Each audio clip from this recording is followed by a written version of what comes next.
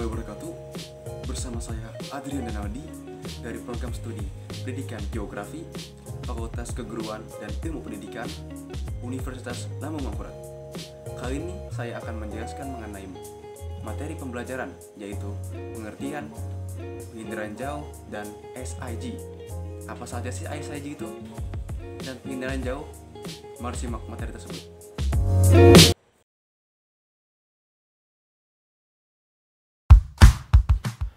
Yang pertama kita akan menjelaskan konsep penginderaan jauh. Penginderaan jauh adalah ilmu, seni, dan teknik dalam usaha untuk mengetahui suatu benda, gejala, dan area dari jarak jauh dengan menggunakan alat indera berupa sensor buatan.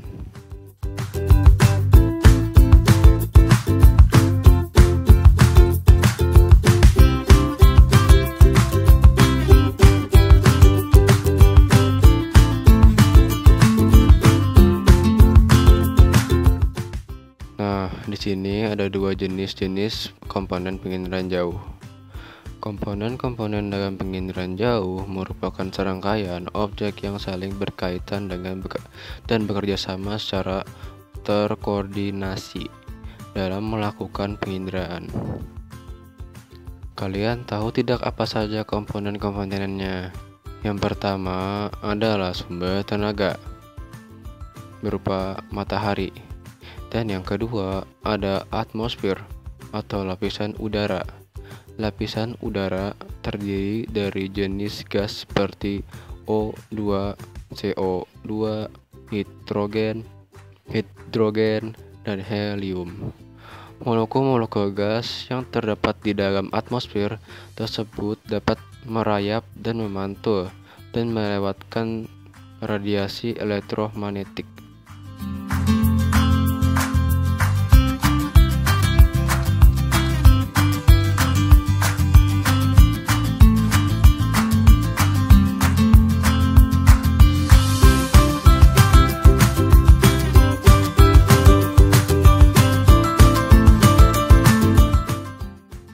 Yang ketiga, interaksi antara tenaga dan objek.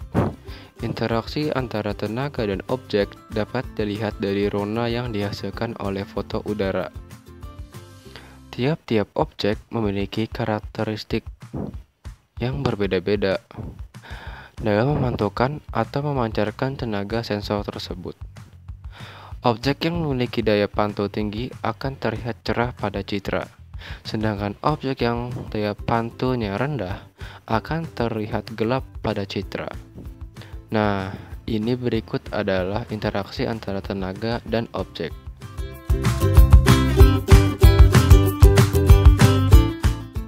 Yang keempat, ada sensor wahana.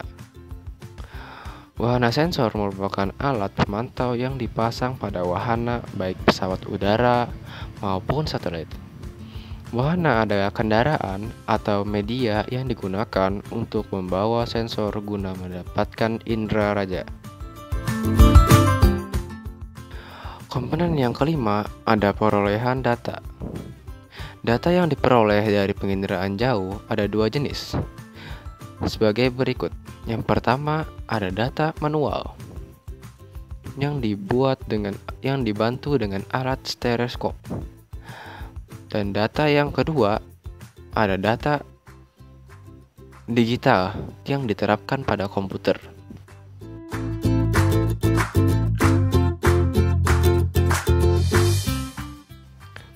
Nah, yang terakhir adalah penggunaan data.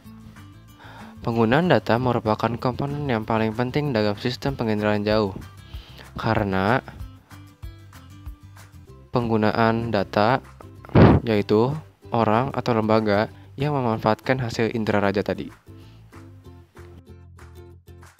Berikut adalah gambaran asas penginderaan jauh. Mulai dari pemetaan atau pencitraan sampai penggunaan data pada sumber tenaga yang berasal dari matahari dan zat antara berupa atmosfer yang mencapai objek di permukaan bumi akan dipantulkan kembali ke sensor dan direkam. Tenaga pantulan yang direkam oleh sensor telah diproses akan menghasilkan data penginderaan jauh yang dapat berupa data digital atau citra data.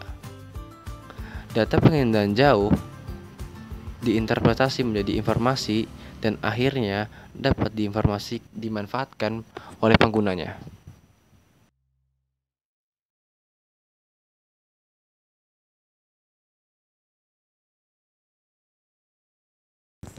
Yang ketiga adalah penginderaan jauh, sensor dan perekam sensor. Yang pertama adalah penginderaan jauh dapat berupa satelit, pesawat, dan balon udara. Yang kedua adalah alat sensor informasi. Informasi dapat diterima dapat berbentuk jenis cahaya, gelombang bunyi, dan gaya elektromagnetik. Sensor berfungsi untuk melacak, mendeteksi, dan merekam satu objek dalam jangka waktu tertentu. Berdasarkan proses perekamannya, sensor dapat dibedakan menjadi satu. Yang pertama, ada fotografi.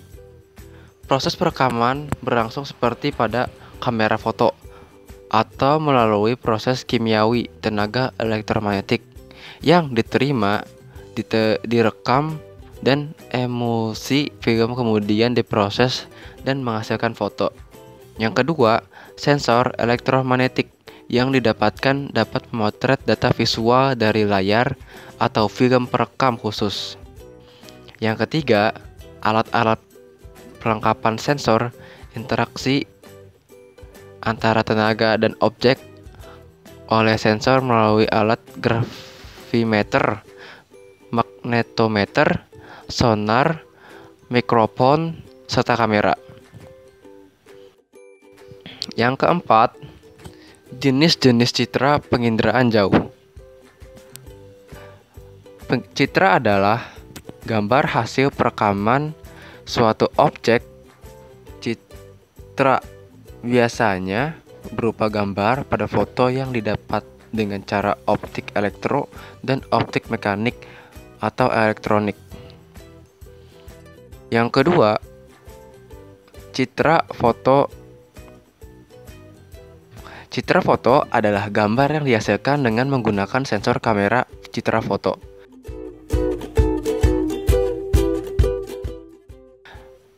Citra foto dapat dibedakan menjadi yang pertama, spektrum elektromagnetik yang berupa foto ultraviolet, lalu foto ortomatik, foto panchromatik, dan foto inframerah. Yang kedua, ada sumbu kamera foto udara dapat dibedakan berdasarkan arah sumbu kamera ke permukaan bumi, yaitu foto vertikal atau foto tegak adalah foto yang digunakan dengan sumbu kamera tegak lurus terhadap permukaan bumi. Berikut adalah gambar dari vertikal atau tegak foto. Foto atau foto miring adalah foto yang dibuat dengan sumbu kamera menyudut terhadap gambar tegak lurus di permukaan bumi. Foto condong dapat dibedakan lagi menjadi foto agak condong dan foto sangat condong. Berikut adalah gambarnya. Gambar ketiga adalah contoh non-foto adalah citra non-foto. Citra non-foto adalah gambar yang dihasilkan oleh sensor yang terdapat dibedakan sebagai berikut. Yang pertama, spektrum elektromagnetik. Berdasarkan spektrum elektromagnetik, citra non-foto dibedakan sebagai berikut. Citra inframerah termal, yaitu citra yang dibuat dengan spektrum inframerah termal. Berikut merupakan hasil penginderaan inframerah. Yang B, citra radar dari gelombang mikro merupakan hasil penginderaan yang sistem dengan sumber tenaga buatan. Yang kedua ada sensor. Berdasarkan sensor yang digunakan, citra non foto terdiri dari citra tunggal dan citra multispektral. Citra tunggal yakni citra yang dibuat dengan sensor tunggal dan memiliki saluran yang lebar. Sedangkan citra multispektral yaitu citra yang dibuat dengan sensor jamak tetapi memiliki saluran yang sempit. Yang kelima adalah aspek interpretasi. Interpretasi citra merupakan perbuatan mengkaji foto udara atau citra dengan maksud untuk mengidentifikasikan dan menilai arti penting sebuah objek interpretasi. Dilakukan melalui yang pertama adalah mengenalan objek melalui proses identifikasi. Yang kedua adalah identifikasi yang memiliki 3 ciri benda utama yaitu spektoral, spasial, dan temporal. Tahapan yang ketiga yaitu penilaian atas objek dan kaitan antara objek dengan cara menginterpretasi dan menganalisis citra yang hasilnya berupa klarifikasi yang menuju ke arah dan akhirnya dapat ditarik kesimpulan atas penilaian tersebut. Unsur interpretasi citra yang pertama adalah rona dan warna. Rona adalah tingkat kecerahan atau kegelapan suatu objek yang terdapat pada foto udara atau pada citra lainnya. Pada foto hitam putih, rona yang biasanya adalah hitam putih kelabu, tingkat kecerahan tergantung pada keadaan cuaca saat pengambilan objek, arah datang sinar matahari, dan waktu pengambilan gambar, entah itu pagi atau siang atau sore. Yang kedua adalah bentuk atau gambar terdapat pada foto udara merupakan konfigurasi atau kerangka suatu objek bentuk. Objek bentuk merupakan ciri yang jelas sehingga banyak objek yang dapat dikenali hanya berdasarkan bentuk. Contoh, gunung api yang biasanya berbentuk kerucut.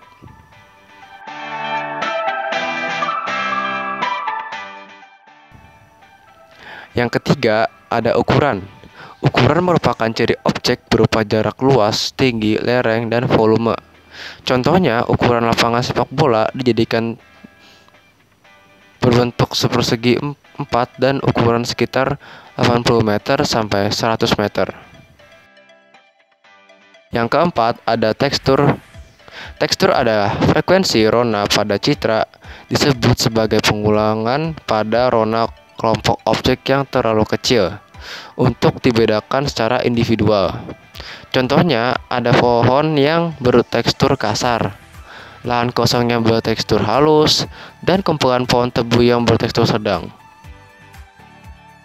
Yang kelima, ada pola-pola digunakan untuk menandai objek. Contohnya, ada pola aliran sungai yang menandai struktur geologis. Yang keenam, ada bayangan. Bayangan adalah kunci pengenalan suatu objek agar terlihat menjadi jelas. Contohnya, unsur bayangan untuk mengetahui objek gedung dan menara.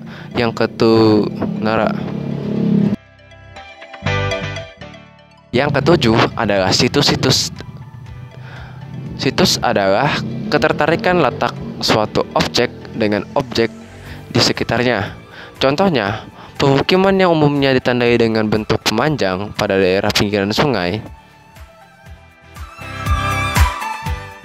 Yang kedelapan ada asosiasi. Asosiasi adalah keterkaitan objek satu dengan objek lainnya. Contohnya adalah terminal berasosiasi dengan lahan yang dipenuhi bus atau mobil angkutan. Yang terakhir ada konvergensi bukti. Konvergensi bukti adalah pengumpulan beberapa unsur interpretasi citra yang menunjuk kepada suatu kesimpulan tertentu. Contohnya adalah bentuk, pola, ukuran, dan situs. Bentuk pertama dijelaskan adalah tajuk berbentuk bintang.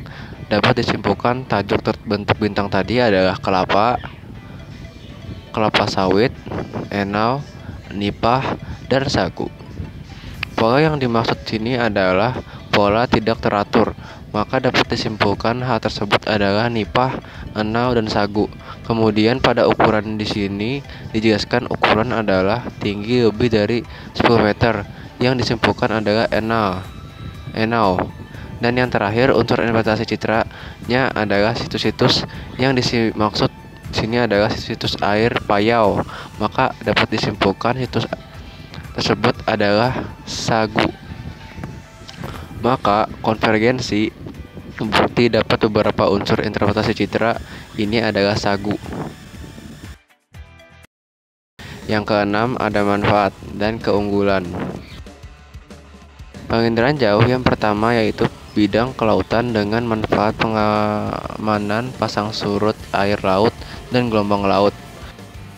Yang kedua, bidang hidrologi dengan memanfaatkan pemetaan sagu dan sedimentasi sungai. Yang ketiga, ada bidang geologi dengan pemanfaatan daerah bencana seperti gempa, kebakaran, dan pemantauan debu vulkanik. Tentang media pembelajaran penginderaan jauh, saya minta maaf jika ada kesalahan maupun kekurangan yang ada dalam video tersebut. Saya mohon maaf sekali lagi. Dan akhir kata saya tutup. Wassalamualaikum warahmatullahi wabarakatuh.